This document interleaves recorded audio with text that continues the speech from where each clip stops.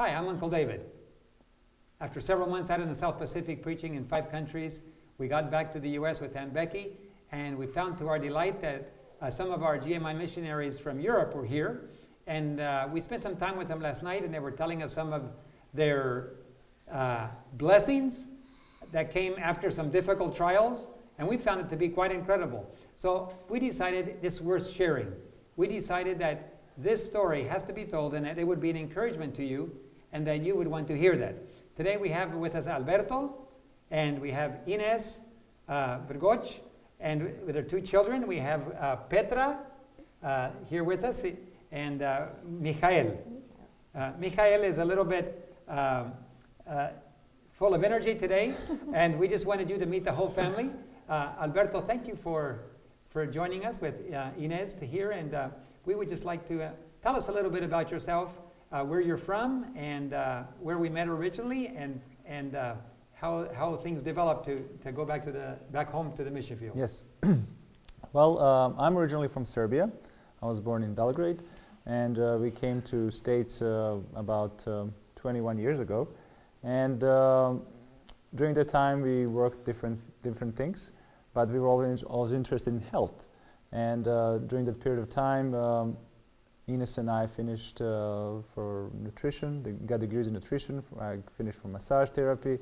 And we had this kind of always a need to share the things we learned and to inspire other people to change their lives for better health. And we were looking to different institutions where we could learn these things. And at the same time, I was YouTubing you, and I saw that you were about to speak at one camp meeting in, I believe it was in California, Redding? In California. Yeah, and that was over 6 years ago or something. At that time you were in banking as well. Yeah, that was still in banking. And Lord really has impressed us to start, I lost the train of thought. Well, first you were training for after you finished banking, you moved out to UC Pines. Yes, I moved out to UC Pines, but before moving to UC Pines, we had a little trials there. And I don't know, it would be interesting maybe to share a couple of things, how things developed there. But we left a message to UC Pines, and they haven't called us for 45 days. And one morning I had a devotion, and during the devotion it says, ask your God from highest heights to lowest depths. And I went on my knees, and here you go, the phone call. I got a phone call half an hour after that prayer. UC Pines was calling me back and showing the interest for us to come there.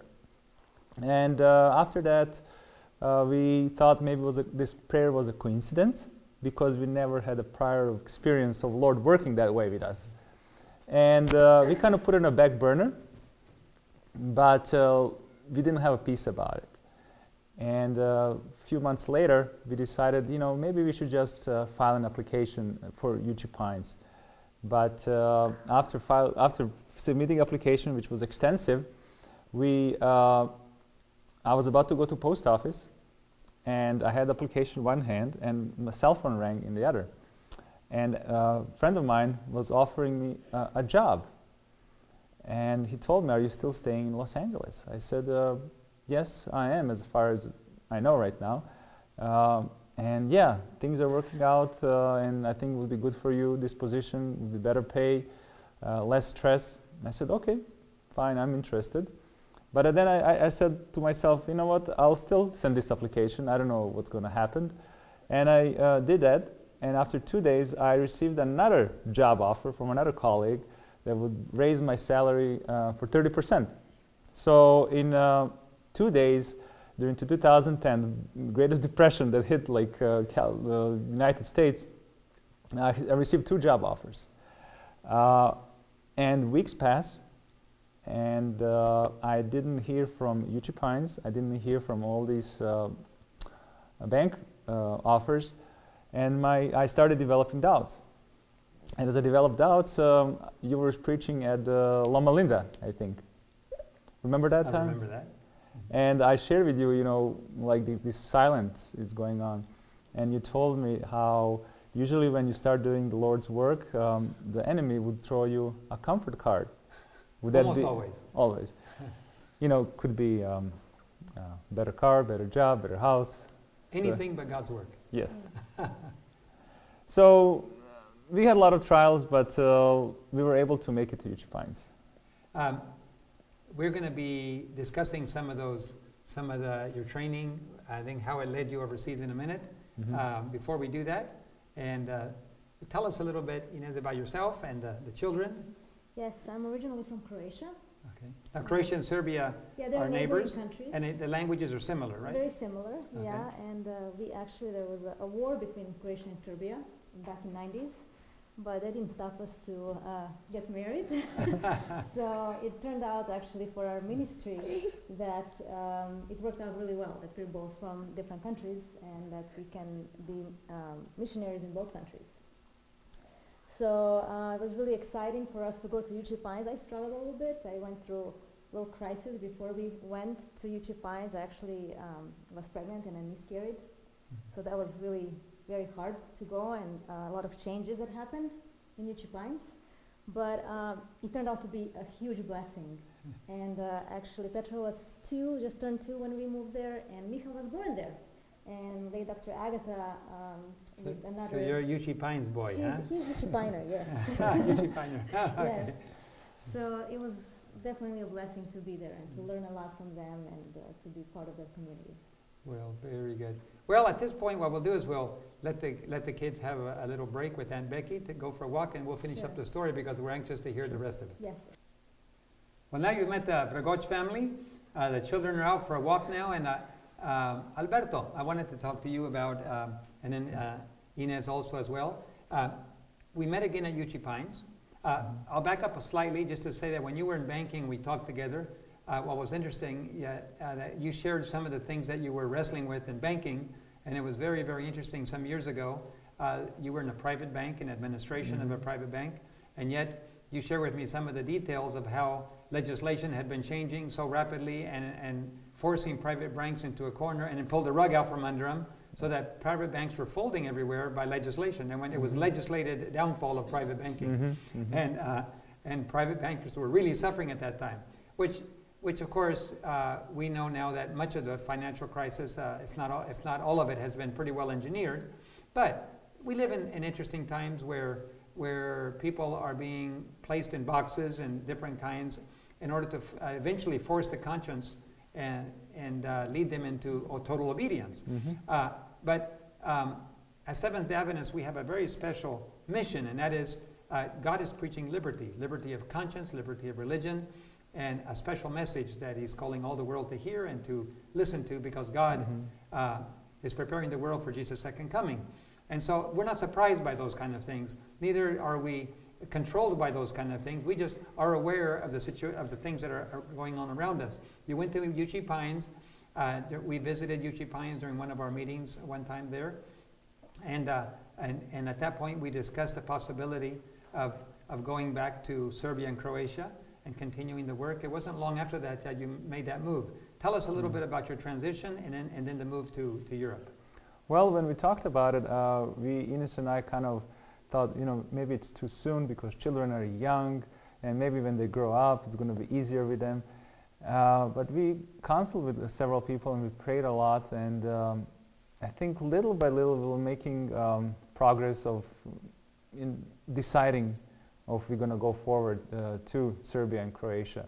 But it wasn't, again, easy without any struggles. We really didn't know where we were going, except because we haven't lived there for 18 years. And the only thing we had in common was a language.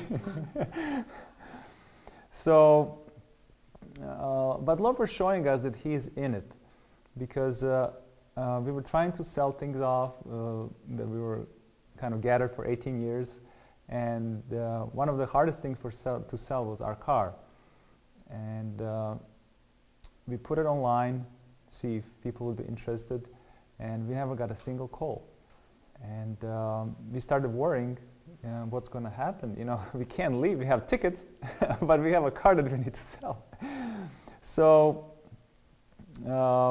what has happened is we received a call from a lady in Arkansas, and she said she's interested in the van, And I said, yes, I'm open to it, but I don't know how we're going to transact. You're over 1,000 miles away. And she said that a gentleman will call you and we'll make arrangements. I said, okay. And he did call that evening. He asked about car specifications, and he was satisfied with it. And I provided him with the address where I am so he can come and see the car. And 5 minutes later, the lady calls me and said, you know what, I'm sorry. She said, are you living close to Uchi Pines? I said, yes, I do. Are you a staff at Uchi Pines? Yes, I am. Well, in that case, we don't need to see the car. We are calling from Wachita Hills College. Another Adventist self-supporting Yes. institution. Another one. And it was interesting thing that when we wanted to sell the car, Alberto was always impressed that he wanted the car to be kind of stayed in a mission, you know, to like be used for the. And that's exactly. Yes, and you know, like it was just we could just see that the Lord actually orchestrated that. It will continue working for God. Yes. Because we when we put the car online, we just didn't put like in Atlanta. We put Chattanooga. We put Birmingham and all these surround cities. So we're covering maybe over 40 or 50 million people. And out of these 40, 50 million people, we are just One phone call. one phone call. Wow. Okay. So now you saw God working this beautiful miracle out for you. You're getting ready to leave already. You had your tickets in your hand already, and then all of a sudden the pieces came together, Yeah. and you left. Mhm. Now, we kept in touch during this time, but you really didn't know what you were going to find. You really didn't know what permanent situation. We did know that we wanted to open up health work, possible media work, evangelism of some kind. And yet I've never been to Serbia. I've been to Croatia one time, to Pula. And we still keep in touch with people there. And I'd given you some contacts also there. But really, we didn't know very much, did we? No, we didn't. And Inez and I always felt impressed because, especially working at Uchi Pines with patients and then guests who come, we really were impressed that health work is the place where the Lord wants us to be, because in such a short period of time we could see a lot of changes for good. And we felt, and in Spirit of Prophecy, there are many quotes that says this is the best way to reach masses, reach people through a health work. Yeah. Now, Inez, where did you move to originally when you went there? Yes, the only place that we could stay actually was my parents' vacation home, and we came. It was April, so it was kind of warming up. The weather was okay, but this house is not really equipped for somebody to live there. You know, it's a vacation home. So the main problem with this house was And it's a summer home, really, right? It's not for winter time. It's just not for winter time. Okay. So the major problem was water, supply of water. They have well on the property, but it's very limited supply, especially during the summer months. It dries up. So we didn't have water. So I said to Alberto, well, I don't know, we have to pray about it, see what's going to happen. And, you know, we would take walks with the children through the village and meet local people. And some of them I knew because I was going there as a child. And one specific family was there who purchased one small house, their property, and they noticed us, you know, walking, and they just, you know, we would say hello, and they started talking to us, and they noticed our daughter Petra. Actually, she was dressed modestly, she had skirt on, and they said, you know, this is very unusual to see a child, you know, this age is dressed so nice, you know. So that's how conversation started. And interesting thing was that these people had well on their property, had abundance of water. And they said, you can just use our water whenever you want. And then we would bring huge barrels, and we would, actually there's a picture of it. We would put their water in our barrels, and then we would dump that water in our well so that we can pump it into the system. So actually they had enough water in their well that you actually could replenish your well, and from there pump it into the house.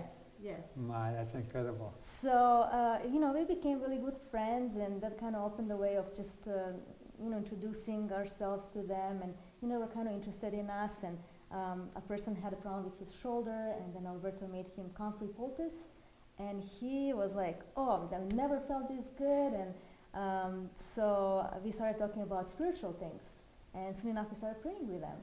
So we're still friends, we still keep in touch, and you know, I know the Lord will work on their hearts. Amen. Yes. Well, that impressed us last night too. Sometimes when you move to a place, you don't know what you're going to find, and yet you always find need. There's always people looking for answers, and if you make yourself available, God will lead you to them. That was beautiful. That was encouraging. Even though you didn't have really water, very much water, for a family of 4, Right. but God provided for that need Amen, too. Yes. And well, then there came. You had Well, an opportunity to continue in ministry, but yet you had some health issues to deal with. Well, just before we jump to that, we were trying to figure out how we're going to support ourselves, because we came there trying to explore the land and see we could find a place where we could live, and but we were traveling a lot, trying to meet the people, go to churches, and during the travel, we would travel a lot from Croatia to Serbia, from Serbia to Croatia. We went actually to one camp meeting, and we were able to present the soap that Inez was doing. She also does soap making and all the natural cosmetics. And during that time, we found out that not a lot of people are aware of this kind of health work. We're kind of like a medical missionary pioneers there. And we didn't find a lot of ears to listen to us. And slowly the winter was coming. We were about to, we actually didn't have a place now where to stay, because Inez's parents' vacation house wasn't suitable for winter, especially because of the water and the insulation. But during the summertime we met a family in Croatia who is in the health food business, and we shared with them how Lord led us, and they felt impressed to invite us to come to their place and spend a winter there. And that was a great place, because we didn't have any other place. But plus, because we like healthy foods, there was abundance of healthy foods there. Yes. Yes, that's the Boris Yes. family. Yes. I stayed at his house, their Yes. house too. I still have some of the Moments of Peace videos that we air on television, are some of his beautiful flowers that they have outside in the trees. Yeah. And I recorded that, and we've been airing that on some of our television networks. But you went there, and God provided for food, provided a lovely family that you could work with. And you mentioned getting involved in translation. Yes, we started translating the health books that we were familiar, and we thought it would be very good material for people to read. And we were finding translators, and but we had some issues with translators, because they wouldn't translate as it says in the book, but they would kind of make alternative of thinking how it would be better sounded. We really wanted to translate as it's written. Like Spirit of Prophecy Yes, quotes yes, and so on. yes, yes. But I felt, the Spirit of Prophecy quotes are maybe outdated, and they don't reflect today's mindset. So we had a lot of struggles with that, especially that book. I think took us like 9 months or 10 months. It was just 100 pages. Yeah. We feel like that was like our child, Yeah. It's 9 months of work and just one book. Well, it doesn't happen just in foreign languages and translation. Here in this country as well, many people read the Spirit of Prophecy and they go, well, let me reinterpret that. She didn't mean exactly what she said. What she meant was, this is the way we would do it today, and we change it completely from what it says. We're not talking about a word that is changed. We're talking about a whole thought. The whole way of thinking sometimes is Yes. different. But when somebody's impressed of God and you write down the thoughts, it's like the Bible as well. It might be an older King James English, but God meant exactly what he said. So you finished that book? Well, before finishing that book, we had a little crisis. I had a couple of seminars, and then I had a few seminars that were already booked, but Inez started experiencing some health problems. And I think it would be good if you share how it went. Yes, every time when Alberto had some kind of lecture or anything, I would have horrible headaches. I was just not capable to do anything. You mean at lecture time? Yeah, just before he was supposed to leave, I just couldn't move. I was just in a bed, and I had to take care of the children, and then it was just so much stress on everybody. So that's how it started, having like these headaches. And I still had problem with my skin. I had problem with my skin back in UC Pines, but it got intensified as well. And as we were finishing this book, we were actually in Serbia, because it was easier for us and more affordable to publish them in Serbia, print them there. and he just went to do the last editing of the book. And that was the most horrible headache I had. When he left, our son was sleeping, taking a nap, and I was with Petra, just laying down, couldn't move. And I said to her, just pray, mommy can't do anything. So these skin problems were... Yeah, well, your there's hand? actually a picture. It was really... Oh, the skin would break, Yeah, it would dry. just break and bleed, and so it was really hard to do anything. Quite in the painful, house. huh? Yes, Yeah. it was painful too. So that's how everything started with those headaches. But then, Alberto came back from the editor, and my headaches just went away. I could totally feel that I was just, somebody has put something on me, like this pressure. And, every time we did something, for the Lord, it was just, we would get like slammed or something. And it's interesting, sorry to interrupt, we being health reformers, we were always attacked on a health point. Yes, and and you start like wondering, you're like, Lord, we're trying to do your work, we're medical missionaries, but yet we have all these problems, and you're thinking, how are people going to accept what you're saying if you're sick yourself? But then we really figured out that this is where enemy attacks, where you work, what's your strength, that's where he wants to attack. So actually my health got even worse. I started feeling really weird with my feet, that I lost sensation in my feet, and it went all the way up to like up to here, I guess. To your waist. My waist, yes. And I just couldn't really feel how to walk. I couldn't like if I didn't No look. sensations at all on... No, nothing. Just really numb and like feeling of like if it's swollen, but it wasn't swollen. Now, leper patients many times lose sensation on a permanent basis, but I have a little test. Maybe I can do the test with you. Sure. Put your finger like this, here, and then go like this, and you can feel like one dead finger. Yeah. Can you feel it? Try with Alberto. Can you feel the dead finger? Yeah. That's kind of what it feels like. You can actually feel the leg there, but Right. you can't feel any Sure, sensation. yeah, that's how it felt. But your whole body from the waist down. Yeah. So that was really scary. We were in Croatia back then, and then we decided to go to Serbia and to do some testing. And I went to this testing. They were testing my feet, and with needles to see some points if it's going to react or whatever. And they said it's nothing in your spine. It must be in your head. So that was really scary. And we went for MRI. And the result came that I have some lesions in the brain and that it's possibly MS. So that was just Yeah. I remember you called me and told me. yes. Because we would Skype every once in a while Mm-hmm. to give update. When you told me that, it was like, that's a major Mhm. slam. A Yes. major slam. Yeah. Yeah. And I just didn't know what to think, what to feel. At the same time, I started having heart problems. And I remember one night, I was just laying in a bed, thought I'm gonna die. Like everything was just, my whole system was shutting down. And I know I prayed for days. I couldn't sleep. And then I prayed and I said, Lord, if I'm supposed to die, it's okay. I just want to have confirmation that you're with me, that you're gonna be with my family.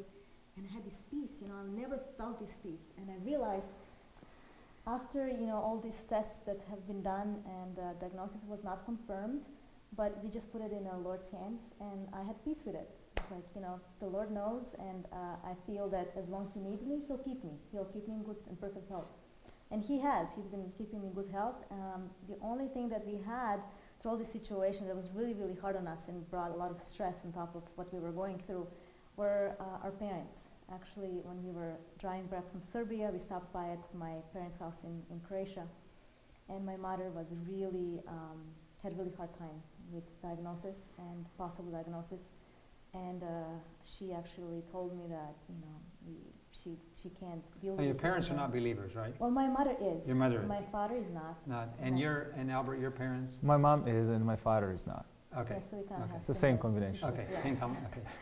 Yeah, so my mother was really convinced that is because of our lifestyle choices, that this is the reason why this is all happening to us. And she just couldn't accept that, and she said, if you're gonna choose to live this way, then I can't support you, pretty much. And I didn't know what to say, because it was the first time that I had this kind of situation with my mother. She was always there for me. And now when I needed it the most, the support, like this happened. So I just prayed, didn't know what to say, and I was just really shaking inside. But the Lord gave me such a strength, and every time she said something, I would give her some kind of verse from the Bible. And I prayed with her, and she really teared up, and I just felt like impressed that Lord will take care of it, and He did. She realized certain things, and she's supporting us now. So. This is very hard. Yes. I should say both ways. Hard for people who choose to follow the Lord when family doesn't Yes. understand. That's the real Definitely. sensitive part. Yes.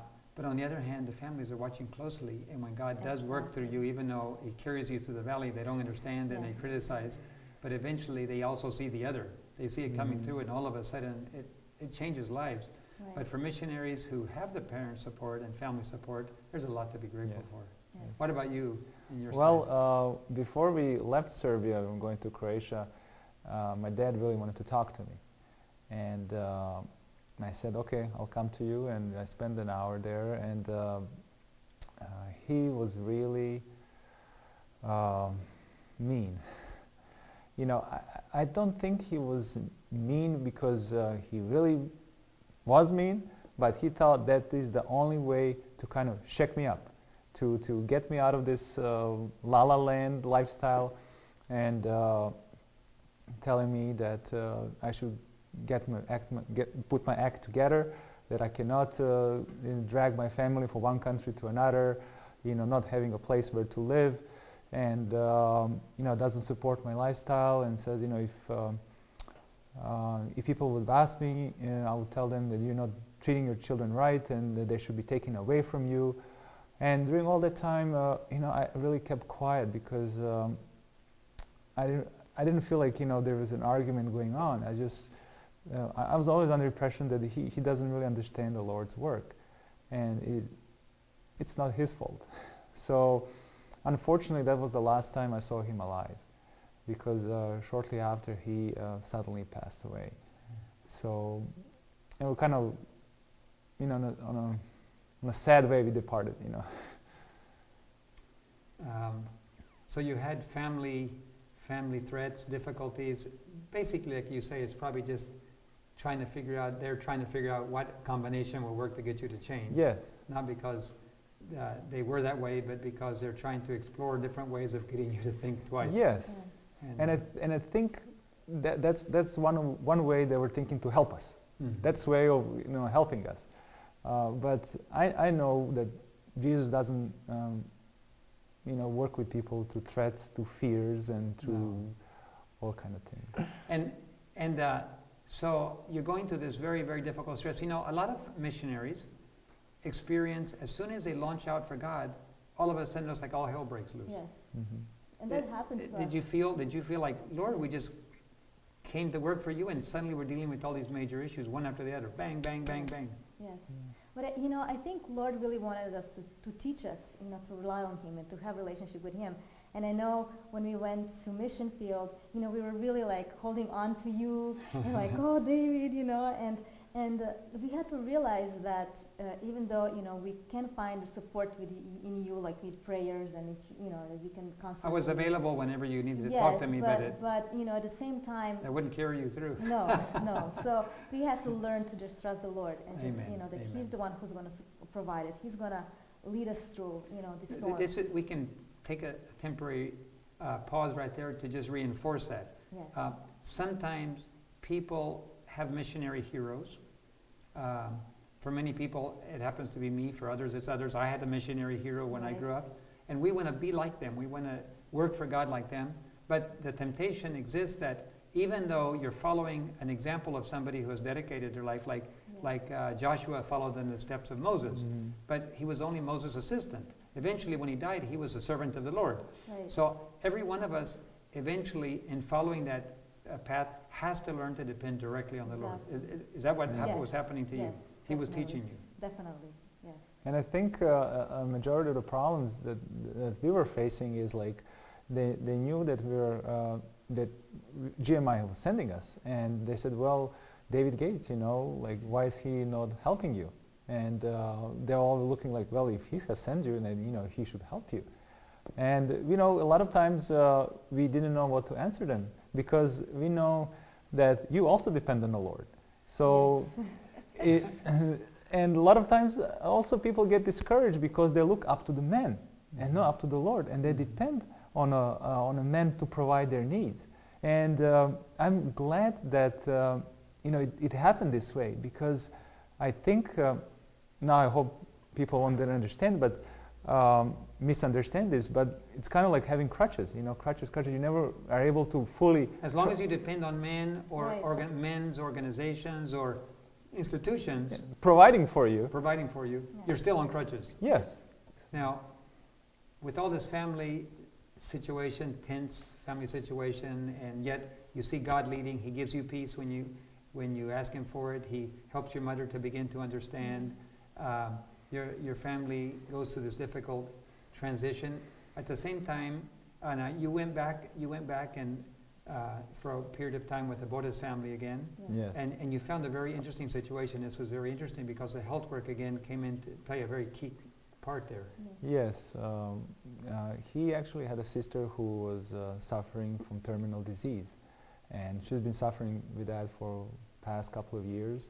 But at this point, it kind of spread to different organs, and An unbelieving sister. Then. non-believing sister. But Okay. she was she knew about the message, but she never accepted it. Never embraced it like Okay. fully. And they approached us, and I asked, if he would be willing to help her, through natural remedies and hydrotherapy, juices, sunning, exercise, diet. And we said, we'd love to. What else we can do? We'll help as much as we can.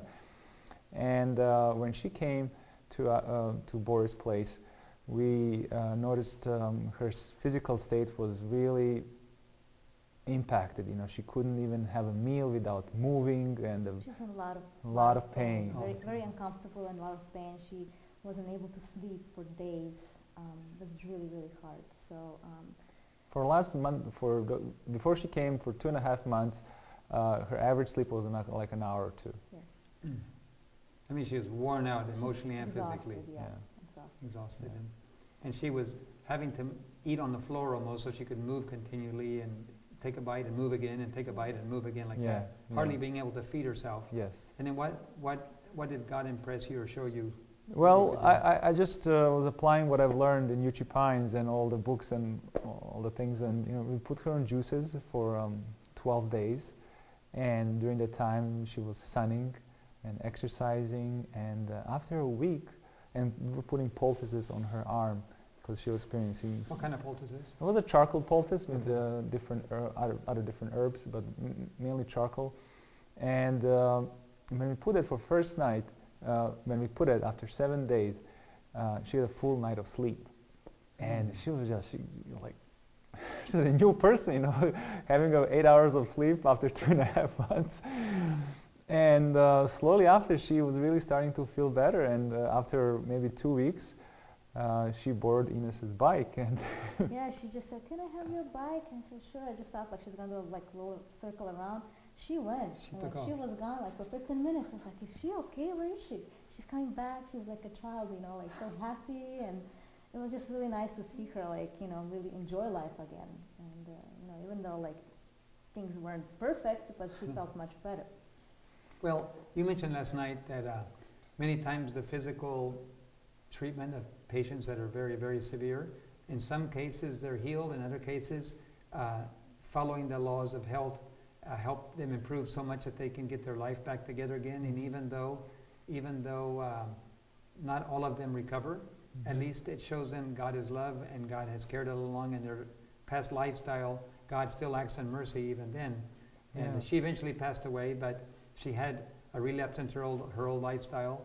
Then she came back again, but one thing she did was she said, "I love Jesus." She just held on to Jesus all the way to the end. Right? Yes, Yeah, she got decided to get baptized. baptized shortly after, and that was really a joy for all of us. Yes. Oh, how Yeah. special! We should be balanced. Of course, natural remedies are powerful, but when you are treating people and trying to help them out, it's always important the outcome.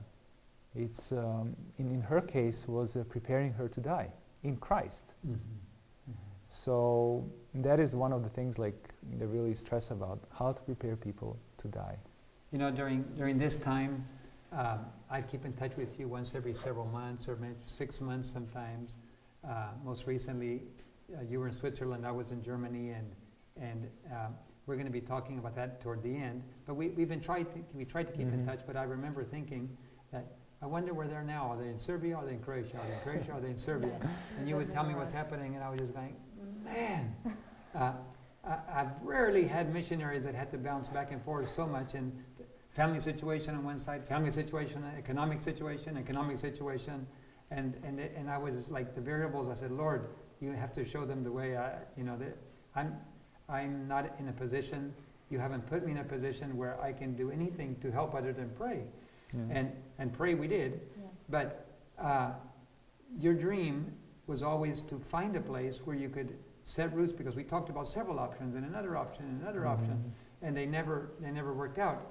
But interestingly enough, when you'd gone through all these storms and all through the water and through the fire, and the Lord held on to you all the way through, then all of a sudden, some very interesting property options happened. It was a special property, but just before we go to that, I have to go back to where we spent another winter. And during the summertime, we were able to finish another book. It was a book that Dr. Agatha wrote, Trash World, about charcoal. And Vale family helped us with that. And after that, Inez had a little cookbook that she was working on. So we had 3 books right now. And during that time, another family heard about us and what we are doing, and they expressed the interest of meeting us. And once they met us, they said, we are in the process of opening a health club. And it's not a health club like a gym, but it's more a club where people will come once a week and talk about different health topics. So they said, we would like you to come and speak on our opening day. And I said, I'll be more than happy to. So after that speaking engagement, they said, we would love to hear, for you guys to come one more time. So we did come one more time, and during that time we found that special place. But they said, we would really love if you could stay here and work with us. And we said, How long did you stay there? Well, we stayed for a year. We're still significant. somewhat Kind of period of still time. there. Yeah, you're Yeah. still kind of there. Okay. Yes. But it's interesting how Lord worked in that place, because that place is it's a particular place because it really has a strong Catholic presence. The people are very, very strong Catholics there, and Lord put us there for a reason. And I would like Inez to share, how He opened their certain doors. Yes, well, we had lectures in the health club, which was part in the church. They had like a little room where people would meet. But not a lot of people would come, just because it was in the Seventh-day Adventist church. And I said that maybe they should consider just doing it in a city, somewhere in a public place. And they said, oh, there's no way we'll be able to get a place to rent out, because they know we're Seventh-day Adventists. And I said, just pray, Lord can do miracles. And they were just kind of like almost laughing at me, like, oh, you don't know what you're talking about. We've been living here, we know what we're talking about. And, I started praying. I said, Lord, I know you can open the door. And sure enough, after a week, just a week, we got a call from a director of a cultural center in the city, and she said, I've been seeing what you're doing on Facebook, I follow the page on the Facebook, and I love the lectures that you're holding, and we want to offer you for free to just come and do it for public, and we'll even, advertise it for you, so you don't have to worry about it. Just bring whoever you want to bring to speak, and we'll have it there. So these are some of the photos that we did in the actual club in the church. But then as we started working... These are some of the things you prepared? Yeah, there? we're just teaching them, some healthy foods, how to prepare healthy foods. Okay. We're juicing with them, and children are always involved. They love this hands-on stuff. So that was really fun for the whole family. And now this is the cultural center. The first lecture I had was about making natural soaps. And people really liked it and enjoyed it. So then a month after that, they wanted to have one more lecture. So then we had, I got another lecture about self-control, and that was really interesting, because nobody knew about, like, what is self-control? What are you talking about? And temperance. And they're like, interesting. What Those is words temperance? are strange. Self-discipline, Like temperance in what? And then they would say, and then we would say, temperance in everything. So I held that lecture, and with these soaps that we were making, we were able to even go into like fair, like they had a city fair, and we would sell soaps there and get flyers about the club, and many people knew about it now, and so it's really like it's growing, and the other local cities started inviting us. So it's just this whole mission is just kind of growing. Wow. Yes. And it's still growing. Yes. Very nice.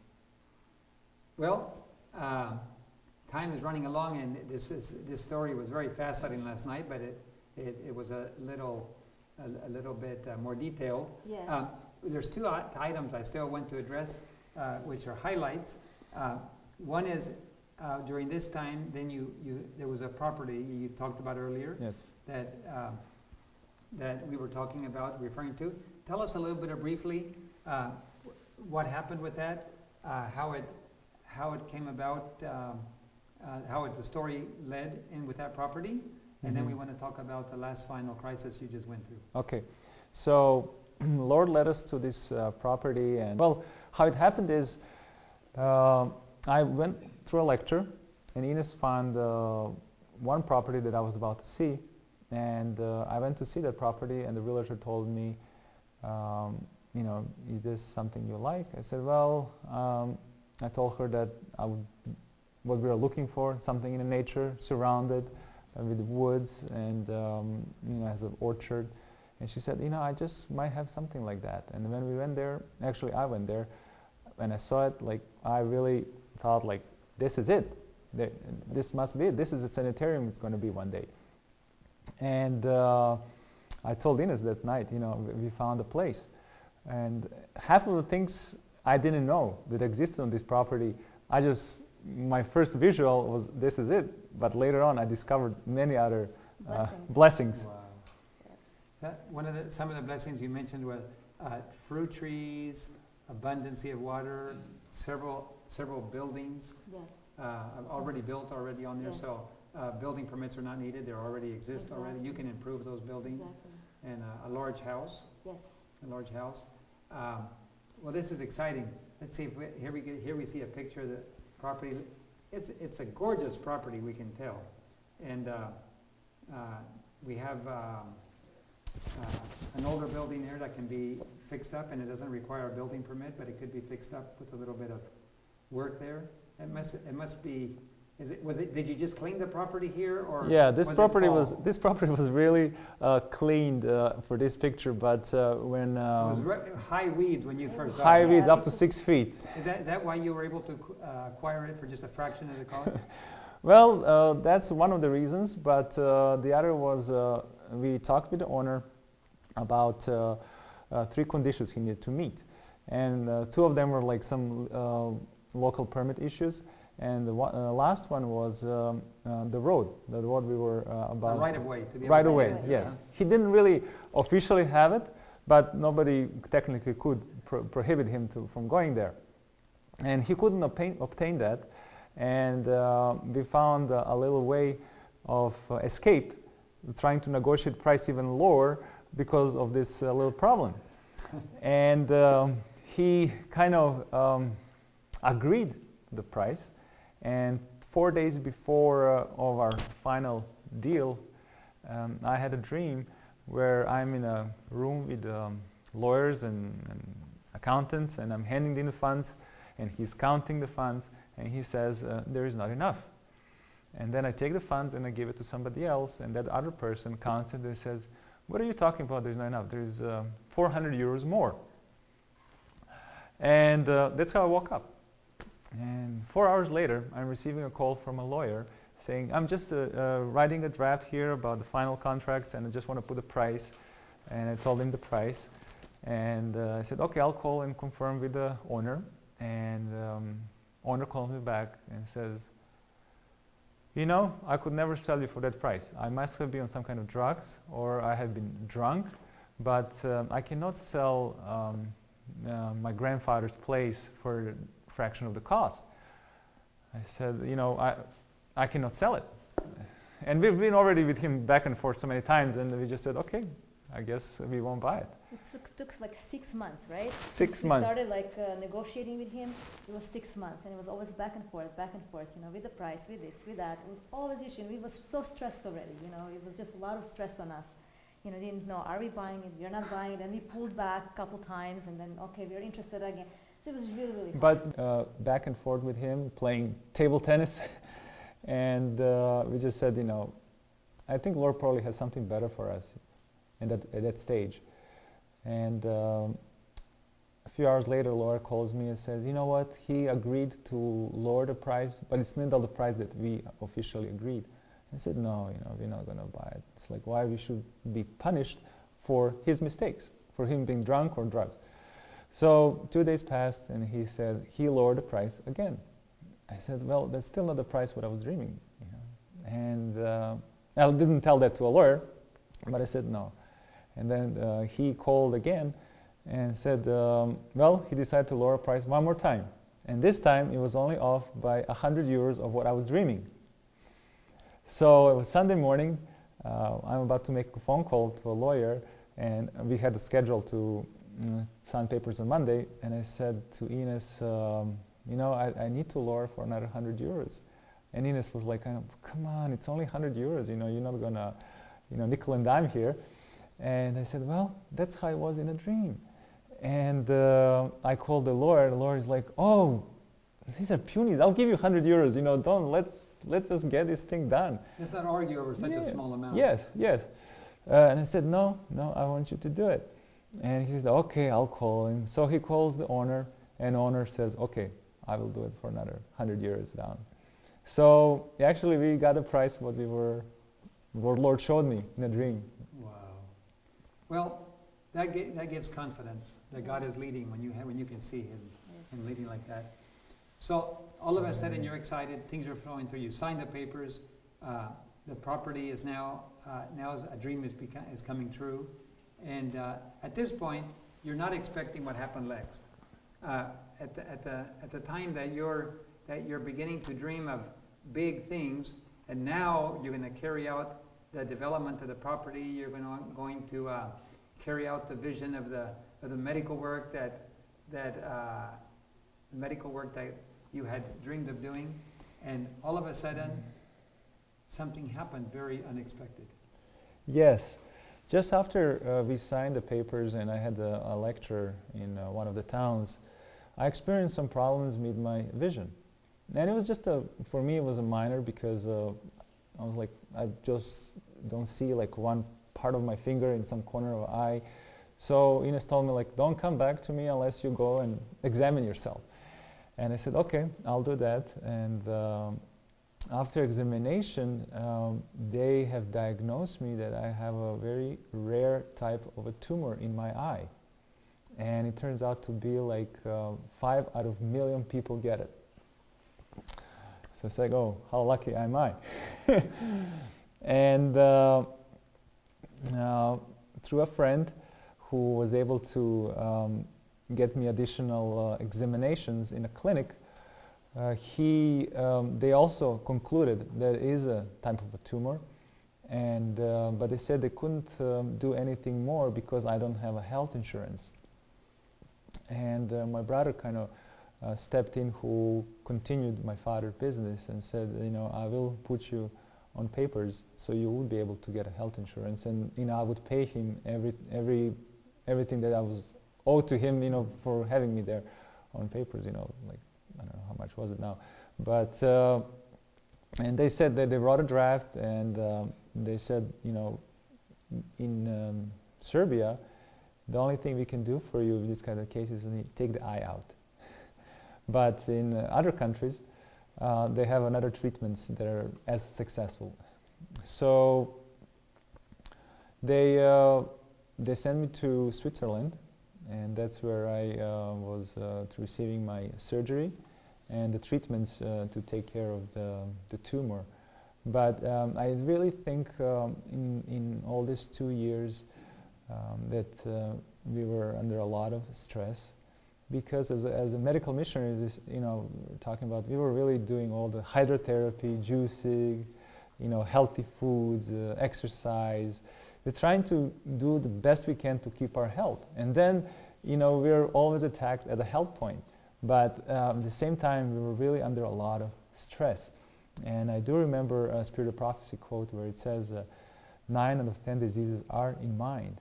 It's just the stress we cause ourselves because we don't know how to deal with difficult situations.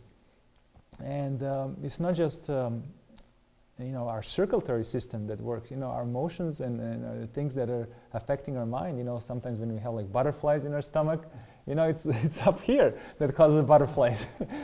And we hear some stories. We get goosebumps.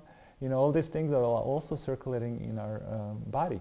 So I really think this tumor was caused by a lot of stress that I was experiencing. It's amazing the kind of challenge stress places on our bodies, huh? Yeah. All the defense mechanisms and everything that we need to learn. We have a lot to learn about trusting our Heavenly Father more and letting Him carry many of our burdens. Yes, and the problem was I was really taking everything that was going on personally. And like I was owning it. Till I learned later on that it is not my work, it is the Lord's work. And the Lord is the one who is suffering because of all these troubles. It's not me.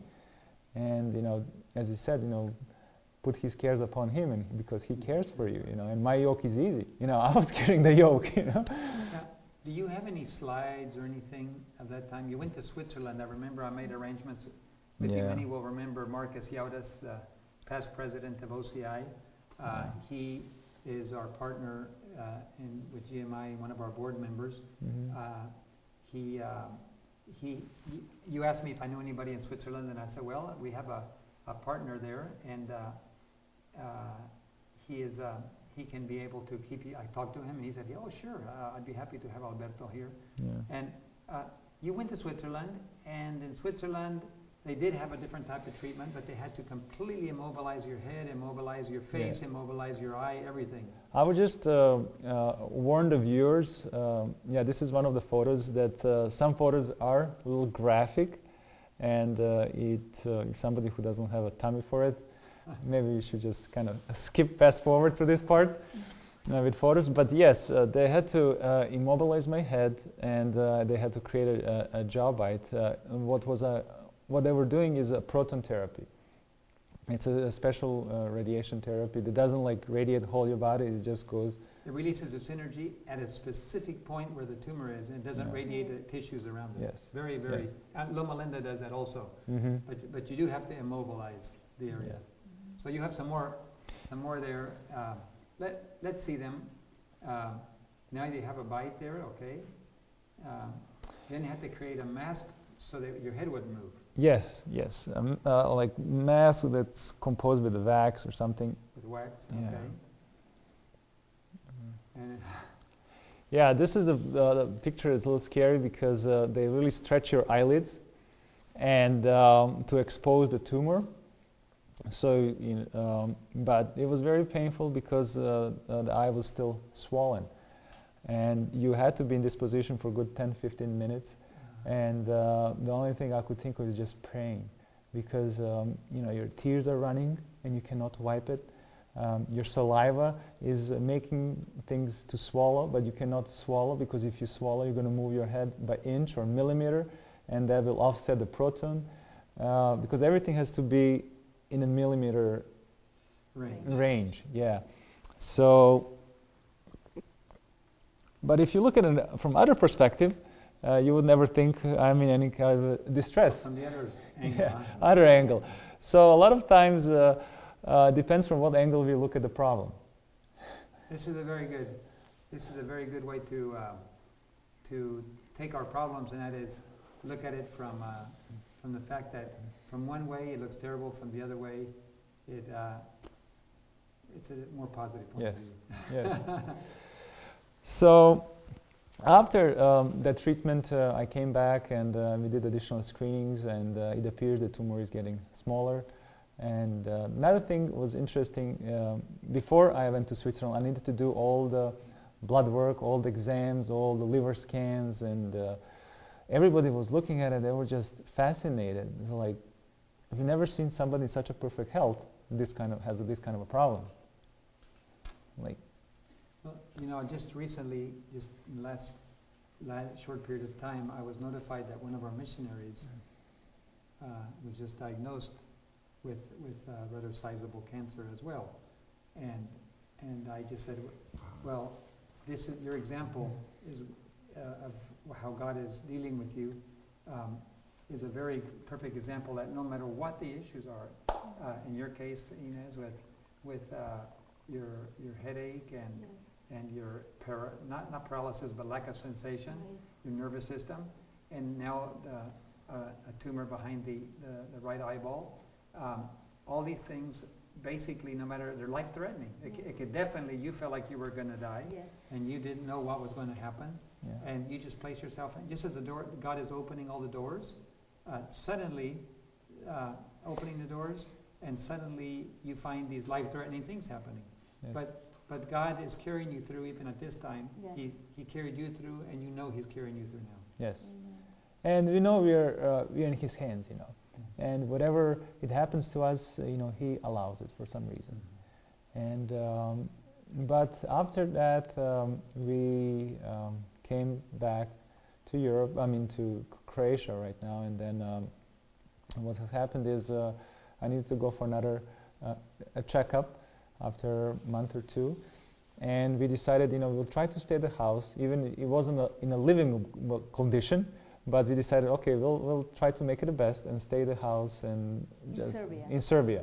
Right. The one you just bought. Yeah, we just bought. But it wasn't in function at all. It was just a abandoned place. And we tried to get the hot water going, and so we get a water heater ready. But we turned the hot water. We found out that one of the pipes just broke up. So It was in the kitchen, actually downstairs. We had a leak, and then we decided. The plumbers came and they said, if you want to do anything in this house, you have to exchange the plumbing system because it's very old. I can see that.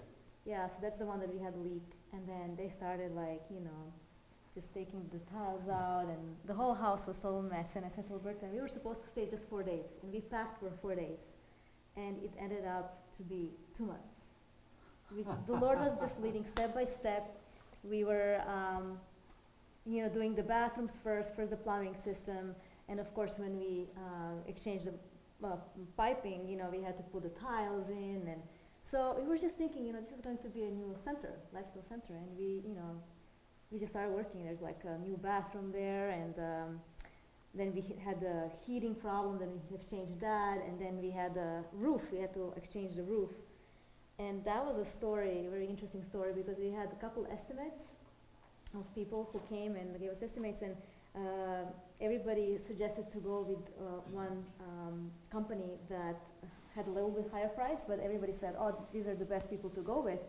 And another team was much cheaper. And this is the team we are seeing right now. Yes, and we really didn't know which team to go, and we said, well, we'll just take it to the prayer, you know, take it to the Lord and see what happens. And the next morning I asked him, do you have anything? He said, no. Do you have anything? No. I said, well, the Lord will show us. And that day we have to tell which team we are going. But the first team had a condition. Yes, they had a condition that they'll lower the price a little bit, still not as low as the other team, but if Alberto goes working on a roof with them, just to help. And he said, okay, we can do that. And then Boris's wife, actually from Croatia, called us and she said, are you okay?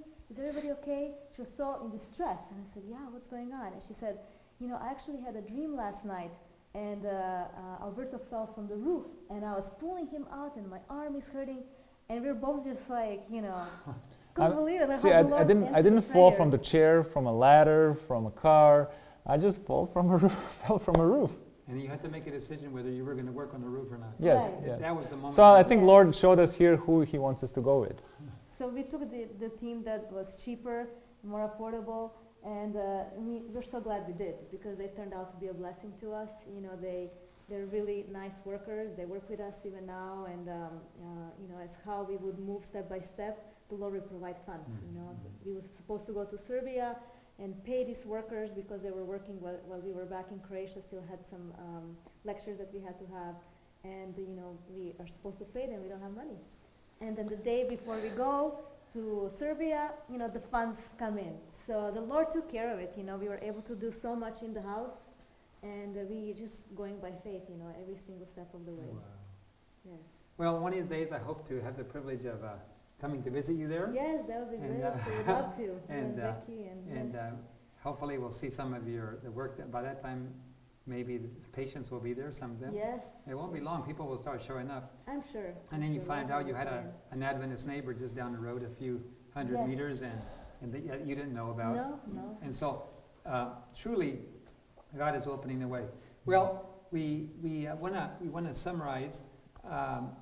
I'd like to find out what are some of your bigger needs. You have to fix up the place and you have to start work. Are you still needing people to come work with you? Is that what human resources, financial resources? What are some of the things that you're praying for? Well, we're praying for there's additional land that we can purchase Right next door. right next Yes. door, so we can extend A sizable piece, in fact. a sizable Okay. piece, like as almost as big as our piece, Okay. and that would really give us more space for gardening and for housing. And so we are also praying that we can have enough funds to fix another that little building that we already have that we don't need a permit to we can fix that place, so we won't have to stay with the patients, in the same house, so they can have their own privacy. So these are those essential needs and some equipment that we can maintain the place. Okay. So resources will help Resource. to finish up some of Yes. those things. Yes. And it's interesting how Lord, Mhm. just before we close, has everything already planned ahead. Because when we were purchasing this place, we didn't know who our next door neighbor. But we also didn't know about who is our local pastor. And when we were talking to Dr. Agatha, she said, your work will only be successful if you can find a minister who will work with you.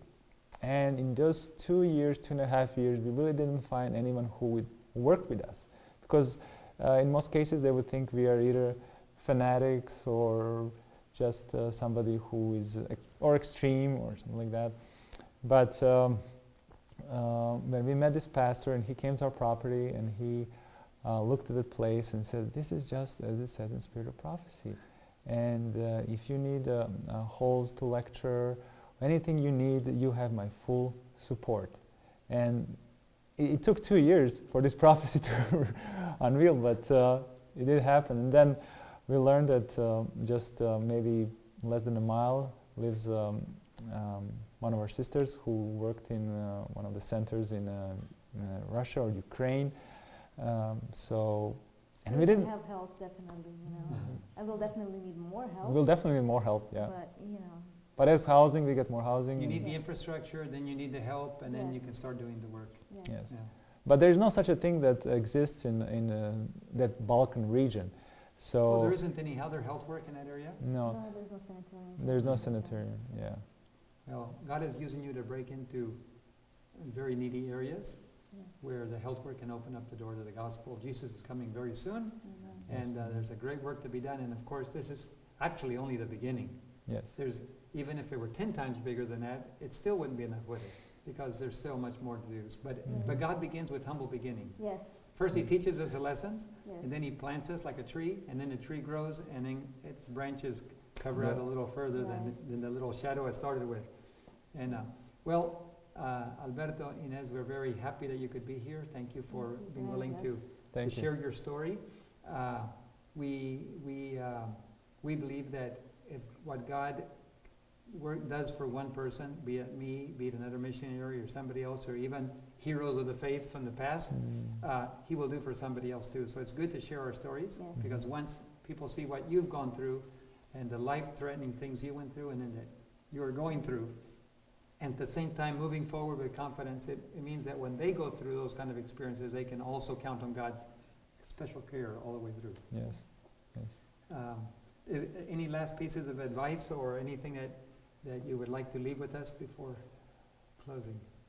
Well, you want to share something, and then close, and I'll share a couple of Well, things. I just, for me, the experience was, lesson that I learned was just to let go and trust in the Lord, and you get so much many more blessings that way, you know. Learn to rest in His Yes, care. yes, you know, you're more stress-free, you know. It doesn't mean that you're going to be successful every single time. I can't say I'm successful every single time, but, you know, all these things that happen to us are definitely helped so we can reflect. We can always say, you know, in this situation, Lord led, and He promised us that He will never leave us or forsake us, so, you know, we need to trust His promises.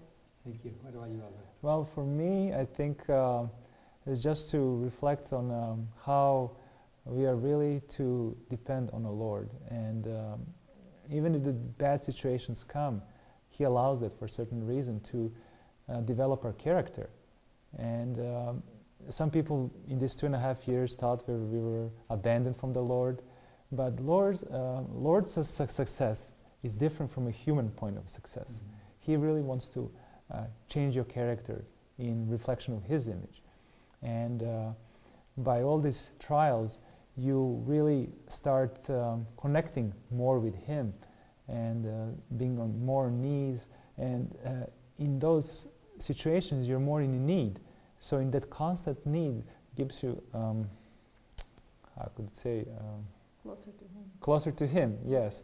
So, and this is to prepare us for the times that are coming. Because in very short time, things will turn around. And if we are not ready to depend on Him right now, it's going to be hard for us to depend in crisis. Thank you. Well, Uncle David has been very delighted to be here with Alberto and Inez Brigoch. I really didn't know how to pronounce that name. They had to tell me. My Spanish language did not prepare me to do that. But once you know how to do it, it's okay. But we're grateful for the stories or testimonies they shared with us today. And we can summarize by the following. Number one, when you launch into the mission field, it's really a learning experience. You're not going there as experts, you're going there to learn. And the biggest lesson to learn is learning how to depend totally on God. It's well to work together. It's good to trust on each other for faith and prayer, but your final support and final guarantor of success is God directly. And it's on Him that you need to learn how to depend. Once you do that, the next thing we learned is that you may have to go through life-threatening diseases, or maybe, it's like some missionaries, they actually lay down their life. That's God's problem. That's not our problem, He decides. But we just trust Him, learning to trust Him with all these difficulties, so that our Heavenly Father will take care of us. A little child doesn't worry about where he's going to eat tomorrow or the payment next month. They just trust their parents, and we need to learn to trust day by day on our Heavenly Father, who will carry us through all those difficult times. And thirdly, once we learn those lessons, then God can use us in proportion to the amount of we allow the Holy Spirit to possess our minds. That's how much God can use us. So we need to learn to be totally controlled by God, depend on Him, trust Him, and then He can plant His work wherever He sends us. He will take care of us. He will carry us through. And God's work begins humble, and then it grows. And it's going to grow into a loud cry. Habakkuk 2:14 says that the knowledge of the glory of God will fill the whole earth like waters cover the sea. It's going to go very soon, all over the earth. And God is looking for people who will obey Him, who will trust Him, and who will launch into the deep. If you would like to be a missionary someday, there are many opportunities around you. If you ask Him, God will show you. If you're interested in working with Gospel Ministries International, you can apply online at gmivolunteers.org. gmivolunteers.org is one of the many ways that you can serve the Lord. And right where you are, or overseas, or if you can't go overseas, you can support those that are. If you're interested in supporting also the work in Serbia and Croatia, and the work being done by Alberto and Inez, you can also just support them by sending a check to Gospel Ministries International, P.O. Box 506, Collegedale, Tennessee, 37315. And you can just mark it on there, Serbia, Croatia work, or you can put Alberto and Inez, and we will make sure it gets to them. Thank you for praying for them. God bless you, and I hope you've been encouraged today. See you soon.